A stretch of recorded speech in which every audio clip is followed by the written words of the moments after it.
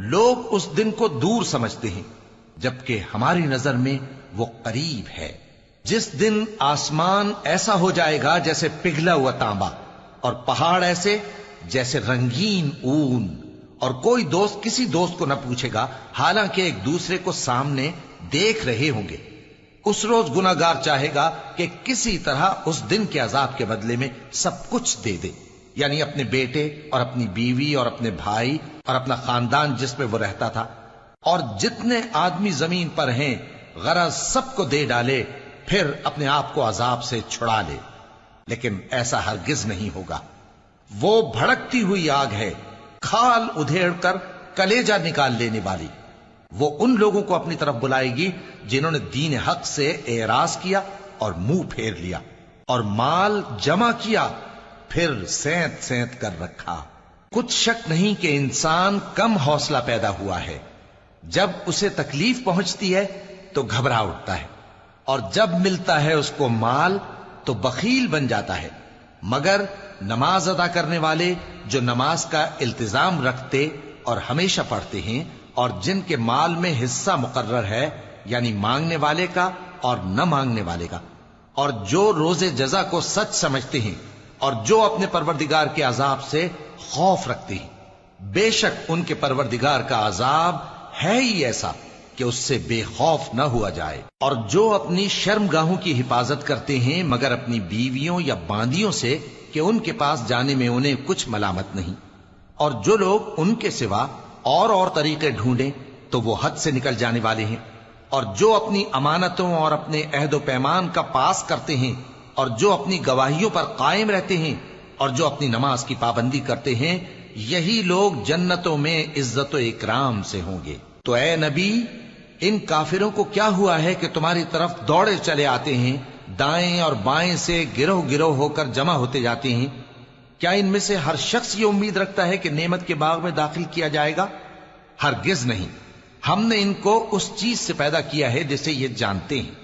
پس مشرقوں اور مغربوں کے مالک کی قسم کہ ہم طاقت رکھتے ہیں، یعنی اس بات پر کہ ان سے بہتر لوگ بدل لائیں، اور ہم عاجز نہیں ہیں۔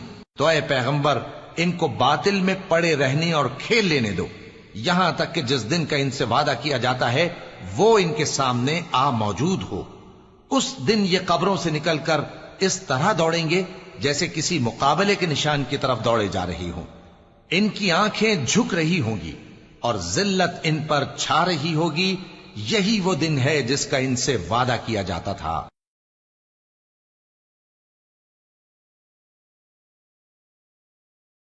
اے پیغمبر، میرے مومن بندوں سے کہہ دو کہ نماز پڑھا کریں، اور اس دن کے آنے سے پیشتر جس میں نہ اعمال کا سودا ہوگا اور نہ دوستی کام آئے گی، ہمارے دیے ہوئے مال میں سے پوشیدہ اور علانیہ خرچ کرتے رہیں۔ اللہ ہی تو ہے جس نے آسمانوں اور زمین کو پیدا کیا اور آسمان سے مے برسایا، پھر اس سے تمہارے کھانے کے لیے پھل پیدا کیے، اور کشتیوں اور جہازوں کو تمہارے زیر فرمان کیا تاکہ وہ سمندر میں اس کے حکم سے چلیں، اور نہروں کو بھی تمہارے زیر فرمان کیا، اور سورج اور چاند کو تمہارے لیے کام میں لگا دیا کہ دونوں دن رات ایک ڈگر پر چل رہے ہیں، اور رات اور دن کو بھی تمہاری خاطر کام میں لگا دیا، اور جو کچھ تم نے مانگا سب میں سے تم کو عنایت کیا، اور اگر اللہ کے احسان گننے لگو تو شمار نہ کر سکو، مگر لوگ نعمتوں کا شکر نہیں کرتے۔ کچھ شک نہیں کہ انسان بڑا بے انصاف ہے، ناشکرا ہے۔ اور جب ابراہیم نے دعا کی کہ اے میرے پروردگار، اس شہر کو لوگوں کے لیے امن کی جگہ بنا دے، اور مجھے اور میری اولاد کو اس بات سے کہ بتوں کی پرستش کرنے لگیں بچائے رکھیو۔ اے پروردگار، انہوں نے بہت سے لوگوں کو گمراہ کیا ہے، سو جس شخص نے میرا کہا مانا وہ میرا ہے، اور جس نے میری نافرمانی کی تو تو بخشنے والا ہے، مہربان ہے۔ اے پروردگار، میں نے اپنی اولاد ایک وادی میں جہاں کھیتی نہیں، تیرے عزت و ادب والے گھر کے پاس لا بسائی ہے۔ اے پروردگار، تاکہ یہ نماز پڑھیں، سو تو لوگوں کے دلوں کو ایسا کر دے کہ ان کی طرف جھکے رہیں، اور ان کو میووں سے روزی دیتے رہنا تاکہ تیرا شکر کریں۔ اے پروردگار، جو بات ہم چھپاتے اور جو ظاہر کرتے ہیں تو سب جانتا ہے، اور اللہ سے کوئی چیز مخفی نہیں، نہ زمین میں نہ آسمان میں۔ اللہ کا شکر ہے جس نے مجھ کو بڑی عمر میں اسماعیل اور اسحاق بخشے. بے شک میرا پروردگار دعا سننے والا ہے. اے پروردگار مجھ کو ایسی توفیق عنایت کر کہ نماز پڑھتا رہوں اور میری اولاد کو بھی یہ توفیق بخش. اے پروردگار میری دعا قبول فرما. اے پروردگار حساب کتاب کے دن میری اور میرے ماں باپ کی اور مومنوں کی مغفرت کیجو. اور مومنوں یہ نہ سمجھنا کہ یہ ظالم جو کام کر رہے ہیں اللہ ان سے بے خبر ہے. وہ ان کو اس دن تک مہلت دے رہا ہے جبکہ دہشت کے سبب آنکھیں پھٹی کی پھٹی رہ جائیں گی اور لوگ سر اٹھائے ہوئے میدان قیامت کی طرف دوڑ رہے ہوں گے. ان کی نگاہیں خود اپنی طرف لوٹ نہ سکیں گی اور ان کے دل مارے خوف کے ہوا ہو رہے ہوں گے. اور لوگوں کو اس دن سے آگاہ کر دو جب ان پر عذاب آ جائے گا.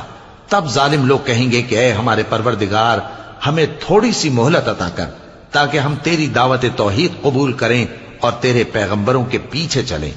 تو جواب ملے گا کیا تم پہلے قسمیں نہیں کھایا کرتے تھے کہ تم کو اس حال سے جس میں تم ہو زوال نہیں ہوگا؟